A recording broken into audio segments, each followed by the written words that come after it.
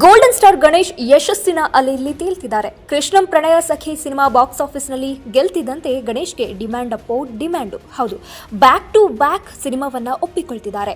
ಈಗಾಗಲೇ people media factory ನಿರ್ಮಿಸ್ತಾ ಇರುವಂತಹ ಸಿನಿಮಾಗೆ ಗ್ರೀನ್ ಸಿಗ್ನಲ್ ಕೊಟ್ಟಿದ್ದಾರೆ. ಜೊತೆಗೆ ಇಂದು ರಾಮನವಮಿಯ ಶುಭ ಸಂದರ್ಭದಲ್ಲಿ ಮತ್ತೊಂದು ಸಿನಿಮಾ ಸೆಟ್ಟೇರ್ತಿದೆ. ಸ್ಯಾಂಡಲ್ವುಡ್ನಲ್ಲಿ ಸಿನಿ ಸಾಹಿತಿಯಾಗಿ ಗುರುತಿಸಿಕೊಂಡಿರುವಂತಹ ಅರಸು ಅಂತಾರೆ ಈ ಸಿನಿಮಾವನ್ನ ನಿರ್ದೇಶನ ಮಾಡ್ತಿದ್ದಾರೆ.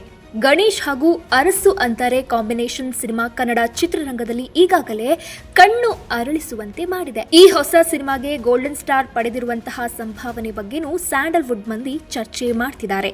ಸಿನಿಮಾ ಹಿಟ್ ಆದ ಕೂಡಲೇ ಸ್ಟಾರ್ಗಳು ಸಂಭಾವನೆಯನ್ನ ಹೆಚ್ಚಿಸಿಕೊಳ್ಳುವುದು ವಾಡಿಕೆ. ಹಾಗೆ ಗಣೇಶ್ ಕೂಡ ಕೃಷ್ಣ ಪ್ರಣಯ ಸಖಿ ಬಳಿಕ ಸಂಭಾವನೆಯನ್ನ ಹೆಚ್ಚಿಸಿಕೊಂಡಿರುವ ಬಗ್ಗೆ ಮಾತುಗಳು ಕೇಳಿ ಬರ್ತಿವೆ. ರೊಮ್ಯಾಂಟಿಕ್ ಸ್ಟೋರಿಗಳ ಜೊತೆಗೆ ಗಣೇಶ್ ವಿಭಿನ್ನ ಸಿನಿಮಾಗಳನ್ನ ಒಪ್ಪಿಕೊಳ್ತಿದ್ದಾರೆ. ತನ್ನ ಅಭಿಮಾನಿಗಳಿಗೆ ನಾನಾ ಅವತಾರಗಳಲ್ಲಿ ಕಾಣಿಸಿಕೊಂಡು ಮನೋರಂಜನೆ ನೀಡ್ತಾ ಇದ್ದಾರೆ.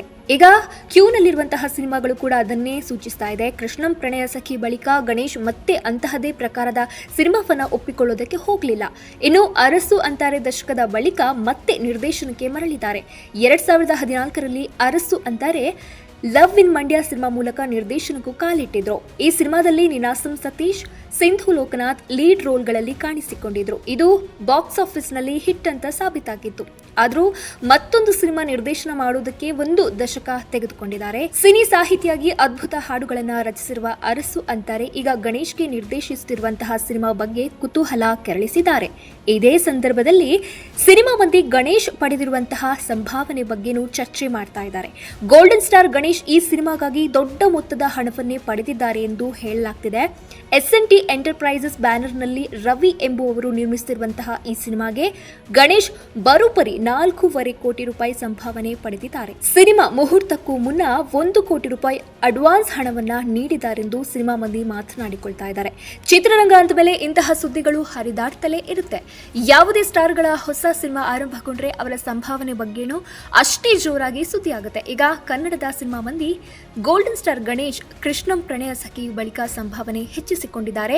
ಅರಸು ಅಂತಾರೆ ಸಿನಿಮಾಗೆ ಇಷ್ಟೊಂದು ಸಂಭಾವನೆ ಪಡೆದಿದ್ದಾರೆ ಅಂತ ಮಾತನಾಡಿಕೊಳ್ತಿದ್ದಾರೆ. ಆದರೆ ಚಿತ್ರತಂಡ ಆಗಲಿ ಗಣೇಶ್ ಆಗಲಿ ತಮ್ಮ ಸಂಭಾವನೆ ಬಗ್ಗೆ ಅಧಿಕೃತವಾಗಿಯೂ ಎಲ್ಲಿ ಕೂಡ ಹೇಳಿಕೊಂಡಿಲ್ಲ. ಇನ್ನು ಗೋಲ್ಡನ್ ಸ್ಟಾರ್ ಗಣೇಶ್ ಕೈಯಲ್ಲಿ ಈ ಸಿನಿಮಾ ಸೇರಿ 3 ಪ್ರಾಜೆಕ್ಟ್ಗಳು ಇದೆ. ಈಗಾಗಲೇ ಯುಎಸ್ ಸಿನ್ಸಿಯರ್ಲಿ ರಾಮ್ ಶೂಟಿಂಗ್ ನಡೀತಾ ಇದೆ. ಇನ್ನು ಈ ಸಿನಿಮಾದಲ್ಲಿ ರಮೇಶ್ ಅರವಿಂದ್ ಕೂಡ ನಟಿಸ್ತಾ ಇದ್ದಾರೆ. ಹಾಗೆ ತೆಲುಗು ನಿರ್ಮಾಣ ಸಂಸ್ಥೆ ನಿರ್ಮಿಸುತ್ತಿರುವಂತಹ ಪಿನಾಕ ಶೂಟಿಂಗ್ ಆರಂಭ ಆಗಿದೆ. ಈ ಮಧ್ಯೆ ಅರಸು ಅಂತಾರೆ ನಿರ್ದೇಶನದ ಸಿನಿಮಾ ಕೂಡ ಸೆಟ್ಟೇರಿದೆ.